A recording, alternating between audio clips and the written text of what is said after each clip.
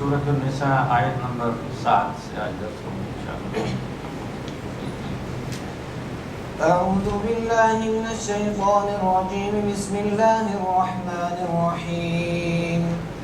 للرجال نصيب مما ترك الوالدان والأقربون وللنساء نصيب مما ترك الوالدان والأقربون مما قل منه أو كثر نصيبا مفروضا وإذا حضر القسمة أولو القربى واليتامى والمساكين فارزقوهم منه وقولوا لهم قولا معروفا وليخشى الذين لو تركوا من خلفهم ذرية ضعافا خافوا عليهم فليتقوا الله وليقولوا قولا سديدا إن الذين يأكلون أموال اليتامى ظلما إنما يأكلون في بطونهم نارا وسيصلون سعيرا يوصيكم الله في أولادكم للذكر مثل حظ الأنثيين فإن كن نساء فوق اثنتين فلهن ثلثا ما ترك وإن كانت واحدة فلها النصف ولأبويه لكل واحد منهما السدس مما ترك إن كان له ولد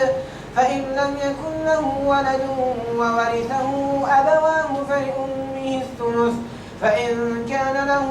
إخوة فلأمه السدس من بعد وصية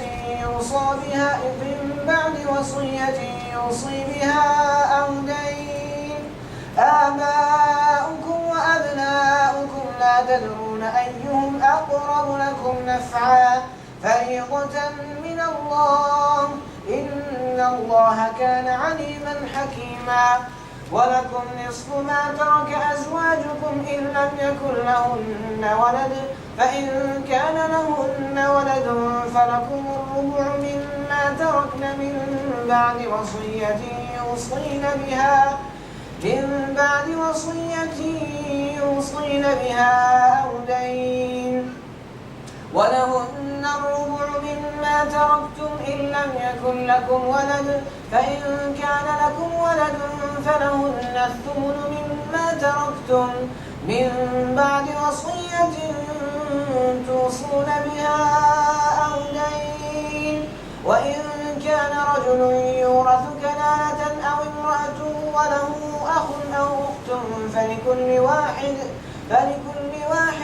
منهما السدس فإن كانوا أكثر من ذلك فهم شركاء في الثلث من بعد وصية يوصى بها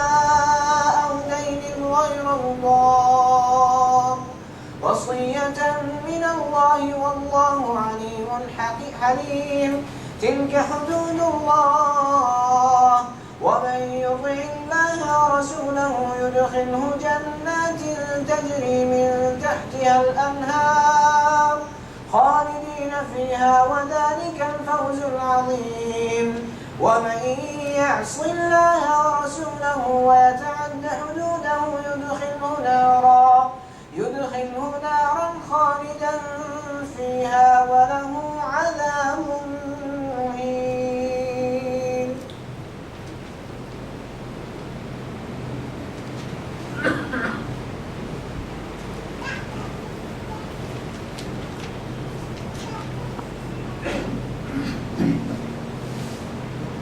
اللہ کے نام سے جو بڑا مہربان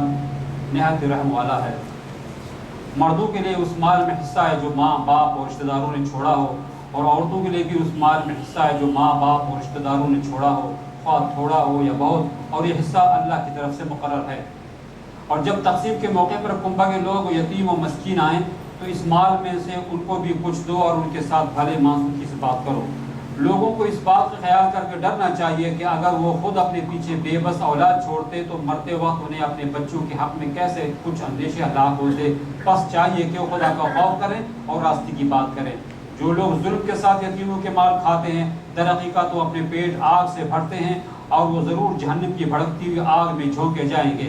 تمہاری اولاد کے بارے میں اللہ تمہیں ہدایت کرتا ہے کہ مرد کا حصہ 2 عورتوں کے برابر ہے۔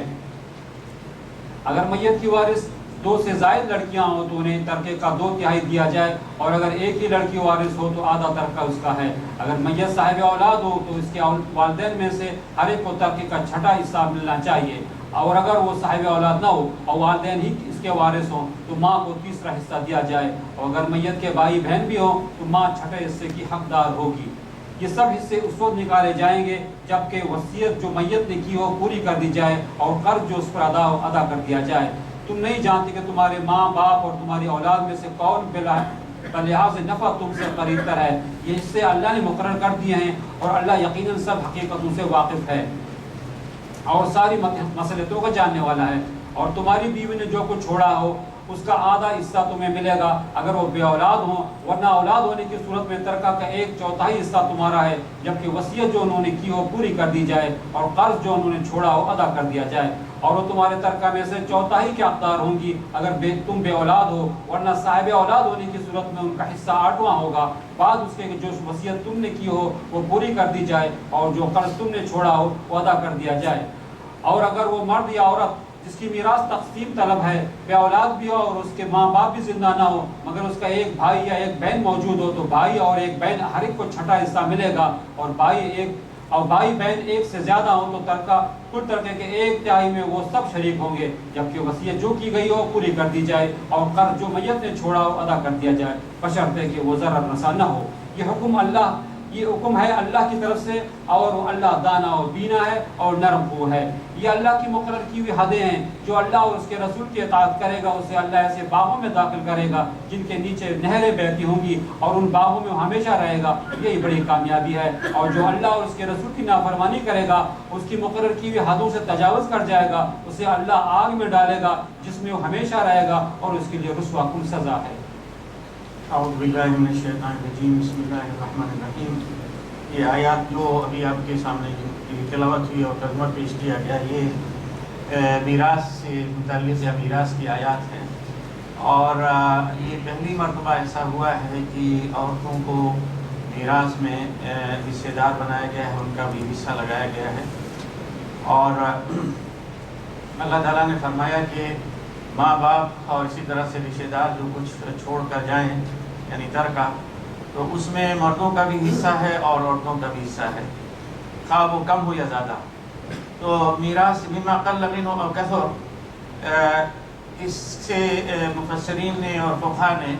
یہ استنباط کیا، بیان کیا ہے کہ مال جو چھوڑا ہوا ہے میت کا،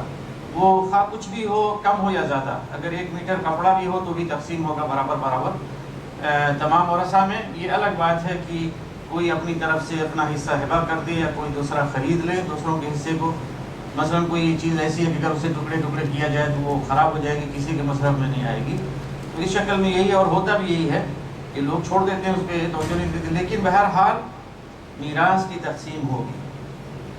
اور اس میں دوسرے کی رضا لینا یا اس کا حصہ خریدنا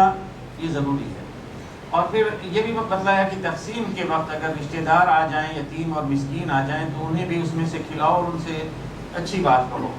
تو یہ میراث اس زمانے میں آپ دیکھیں کہ سب کے پاس بڑی بڑی زمینیں نہیں ہوا کرتی تھیں، تو میراث جو تقسیم ہوتی تھی فوراً اور برابر تقسیم ہو جاتی تھی، تو گھر کا جو اندوختہ ہوتا تھا، کھجوریں ہیں مثلا، وہ فوراً تقسیم کر دی گئی، یا غلہ ہے وہ تقسیم کر دیا گیا۔ تو اس وقت جو دوسرے رشتہ دار وغیرہ ہوتے تھے انہیں بھی اس میں سے دے دیتے تھے، اور دینے دلانے کی جو ہے یہاں پہ نصیحت کی گئی ہے۔ اور اب تو یہ ہے کہ جو جائز حقدار ہیں انہیں بھی ان کا حق نہیں ملتا، اچھے جائے کہ دوسروں کو رشتہ دار اور یتیم اور مسکین کو کون جانتا ہے۔ یہاں پہ یہ تنبیہ کی گئی اور خوف دلایا گیا لوگوں کو کہ جو مرنے والے کے بعد ذمہ دار ہیں تو انہیں یہ خوف دلایا گیا کہ یہ نہ ہو کہ بڑے ہونے کے ناطے وہ سارے مال پہ قبضہ کر لیں، یا یتیم کا مال ہے تو ان کے زیر نگرانی رہے تو اس میں سے کچھ کھائیں، اسے ہڑپ کر جائیں۔ تو انہیں اس بات سے ڈرنا چاہیے کہ اگر خود وہ کمزور بچے چھوڑ کر جائیں تو ان کے ساتھ اگر یہی ہو تو کیا ہوگا، انہیں اچھا لگے گا۔ تو یہ اپنے بچوں کے بارے میں جو آپ سمجھتے ہیں وہی دوسروں کے بچوں کے بارے میں سوچیں، دوسرے یتیموں کے بارے میں بھی سوچیں، اور اللہ سے ڈرتے رہیں اور صحیح اور ٹھیک بات کہیں۔ اور یہ بھی بتلا دیا کہ جو لوگ یتیموں کے مال ظلمن یعنی ناانصافی کر کے یا غلطی کر کے کھاتے ہیں، حقیقت میں اپنے پیٹوں میں آگ بھر رہے ہوتے ہیں، اور یہ لوگ دہتی ہوئی آگ میں جلیں گے اور داخل ہوں گے۔ اس کے بعد وراثت میں جو حصے ہوتے ہیں مرد عورت کے، بیٹے کے بیٹی کے، ماں کے اور باپ کے، شوہر کے اور بیوی کے، وہ تمام حصے بیان کیے گئے ہیں، اور ان حصوں کے بارے میں اللہ سبحانہ وتعالیٰ نے یہ فرمایا ہے، اللہ تعالیٰ نے یہ حصے متعین کیے ہیں کہ یہ جو حصے دار بنائے گئے ہیں میراث میں، تو یہ آباؤکم و ابناؤکم لا تدرون ایہم اقرب لکم نفعا، یہ تمہارے ماں باپ ہیں، تمہارے بیٹے بیٹیاں ہیں، تمہیں نہیں معلوم کہ ان میں سے کون تمہارے لیے زیادہ قریبی ہے نفع کے اعتبار سے، یعنی تمہارے لیے کون زیادہ نفع بخش ہے اور مفید ہے، تم نہیں جانتے، اللہ جانتا ہے۔ تو اللہ تعالیٰ نے یہ حصہ فریضۃ من اللہ تعالیٰ نے یہ حصے ان کے لیے متعین کیے ہیں، اور اللہ تعالیٰ نے جب متعین کیے ہیں تو اس بنیاد پر کہ اللہ تعالیٰ علیم بھی ہے اور حکیم بھی ہے، یعنی وہ سب کچھ جانتے ہیں، اور ان کے ہر کاموں میں، ہر فیصلوں میں کیا ہے کہ حکمت پائی جاتی ہے۔ اور پھر اسی طرح سے یہاں پہ بھی اور اگلی آیت میں بھی، بلکہ ہر تقسیم کے وقت ایک بات بار بار کہی گئی ہے کہ من بعد وصیۃ یوصی بہا او دین، یہ جو میراث تقسیم ہوگی کب تقسیم ہوگی کہ جو وصیت مرنے والے نے کی ہے اسے پورا کیا جائے گا، اور اس کے ذمہ جو قرض باقی ہے وہ پورا چکایا جائے گا۔ اس کے بعد جو مال بچے گا اس میں سے میراث تقسیم ہوگی۔ پھر اس میں یہ بھی ہے کہ وصیت کا تذکرہ پہلے آتا ہے اور دین یعنی قرض کا بعد میں آتا ہے، لیکن تمام علماء اور فقہاء کا اس بات پر اتفاق ہے کہ سب سے پہلے قرض جو ہے چکایا جائے گا۔ مان لیجئے کہ قرض چکایا گیا، اس کے بعد وصیت کے لیے جتنا انہوں نے وصیت کی تھی وہ کچھ نہیں بچا، وصیت نہیں پوری کی جائے گی، پہلے قرض پورا کیا جائے گا، اس کے بعد وصیت پوری کی جائے گی، وصیت کے بعد پھر جو مال بچے گا اس میں سے وراثت جو ہے تقسیم ہوگی۔ اور یہ جو تمام حصے اللہ سبحانہ وتعالیٰ نے سب کے بیان کیے ہیں، اس میں خاص طور سے آخر کی دو آیتیں نمبر 13 اور 14 یاد رکھیں کہ ان کو بیان کرنے کے بعد اللہ تعالیٰ نے فرمایا کہ تلک حدود اللہ، یہ اللہ کی بتائی ہوئی اور متعین کردہ حدود ہیں۔ ومن یطع اللہ ورسولہ یدخلہ جنات تجری من تحتها الانہار خالدین فیہا وذلک الفوز العظیم، جو اللہ اور اس کے رسول کی اطاعت کرے گا تو اللہ اسے باغات میں داخل کرے گا، جنتوں میں داخل کرے گا جن کے نیچے نہریں بہ رہی ہوں گی، اور ان باغات میں وہ ہمیشہ رہیں گے، اور یہی بڑی کامیابی ہے۔ ومن یعص اللہ ورسولہ ویتعدی حدودہ یدخلہ نارا، اور جو اللہ اور اس کے رسول کی نافرمانی کرے گا اور اللہ کی حدود کو توڑے گا تو اللہ اسے جہنم میں داخل کرے گا، اور جہاں بھی وہ ہمیشہ رہیں گے، اور ان کے لیے ایسا عذاب ہوگا جو انہیں رسوا کر دے گا۔ تو یہ حقیقت میں یہ دو آیتیں ہمیں اپنے سامنے ہمیشہ رکھنی چاہیے کہ تقسیم کے بارے میں، میراث کی تقسیم کے بارے میں اللہ سبحانہ وتعالیٰ کی وعید بہت زیادہ سخت ہے، لیکن یہ کتنی بڑی یعنی بدقسمتی کی بات ہے کہ آج دھڑلے کے ساتھ بالکل ایک عام قانون بن گیا ہے کہ دھڑلے کے ساتھ اللہ کے متعین کردہ حصوں کی جو ہے مخالفت ہوتی ہے، اور بہت ساری جگہوں پہ لڑکیوں کے، عورتوں کے حقوق جو ہے بالکل اڑا دیے گئے، ان کا کوئی حصہ نہیں ہوتا۔ مرنے والا مر کے گیا اور چھوڑ کے گیا حصہ، تو اس کی وراثت میں سے بیٹے جو ہے وہ سب پہ قابض ہو جاتے ہیں، بیٹیوں کا کوئی حصہ نہیں ہوتا، ماؤں کا کوئی حصہ نہیں ہوتا، بیویوں کا کوئی حصہ نہیں ہوتا وغیرہ۔ تو یہ سب کے حصے دینا ضروری ہے۔ اور میں یہیں پہ کسی دن شاید ایک حدیث سے بیان کر چکا ہوں، رسول اللہ صلی اللہ علیہ وسلم نے فرمایا